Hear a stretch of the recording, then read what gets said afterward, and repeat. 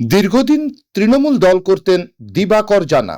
তৃণমূলে থাকাকালীন মাঝে দল থেকে তাকে 5 বছর আগে সাসপেন্ড করে দেওয়া হয়েছিল। একসময় তৃণমূলের পঞ্চায়েত সমিতির সভাপতি কিংবা পূর্ব মেদিনীপুর জেলা পরিষদের সদস্য ছিলেন তিনি।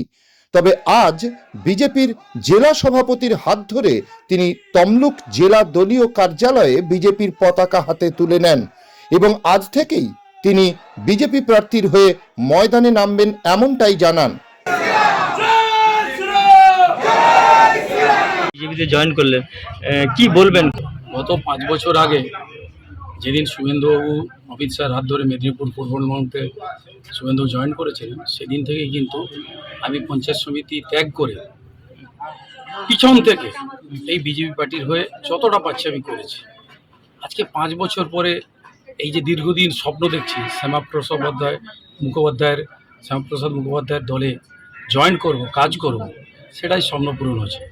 আর আগামী দিনের লড়াই, এটা চীনা মাঠ, এই কটা বিধানসভা, মাতঙ্গিনী হাজরার বিধানসভা, এর মাঠের কর্নার থেকে গোলপোস্ট সবই জানি। লড়াইটা সেভাবে হবে। আর মাননীয় শুভেন্দু অধিকারীর আদর্শ আমার কাছে আছে। দীর্ঘ সময় ধরে প্রায় 17 বছর ওনার সঙ্গে আমি কাজ করছি। ওনার পরামর্শ পাথেয় করে আগামী দিনের লড়াই আমার চলবে।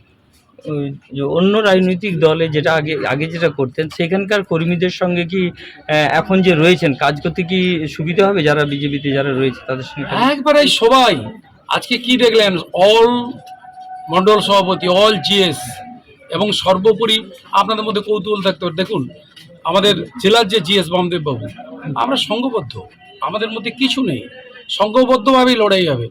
বিজেপির প্রত্যেকটা বুথের কর্নারের কর্মী সঙ্গে সংযোগ করে লিডারদের পরামর্শ মেনে, আমাদের মলয়বাবু যিনি জেলা চালাচ্ছেন এই মুহূর্তে, সুন্দর বক্তব্য রেখেছিলেন একটু আগে শুনলাম, ওনার পরামর্শ মেনে, শুভেন্দুর পরামর্শ মেনে এই জেলা চলবে, এই বিধানসভা চলবে, হরেকৃষ্ণবাবুর এই লড়াই চলবে।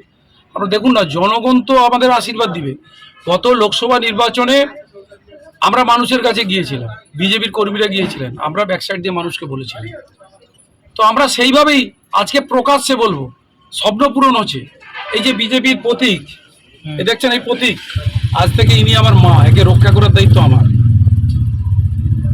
এর থেকে আর বলার কিছু নেই। বলছি আরেকটা বিষয়, যেটা এতদিন আপনি দলে ছিলেন, আপনি সাসপেন্ড ছিলেন, আজকে কীভাবে মাঠে কাজ করবেন? তৃণমূল আমাকে সাসপেন্ড করেছিল আজ থেকে 5 বছর আগে। আমি কিন্তু আমার মতো করেছিলাম, আমি যতটা পাচ্ছি বিজেপিকে পিছন সাইড থেকে সাপোর্ট করেছি, প্রকাশ্য তো করতে পারিনি, প্রকাশ্য জনগণের কাছে ভোট মাগতে যেতে পারিনি।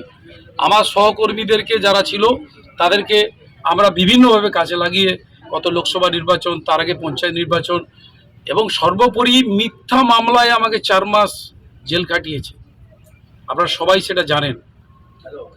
তো তার উত্তর পঞ্চায়েতে, আমি জেল থেকে বাড়ানোর পর পঞ্চায়েতে দিয়েছি, লোকসভায় দিয়েছি, আবার বিধানসভায় তার প্রতিফলন হবে। আপনাদের আজ থেকে মাঠে নামছেন? অবশ্যই,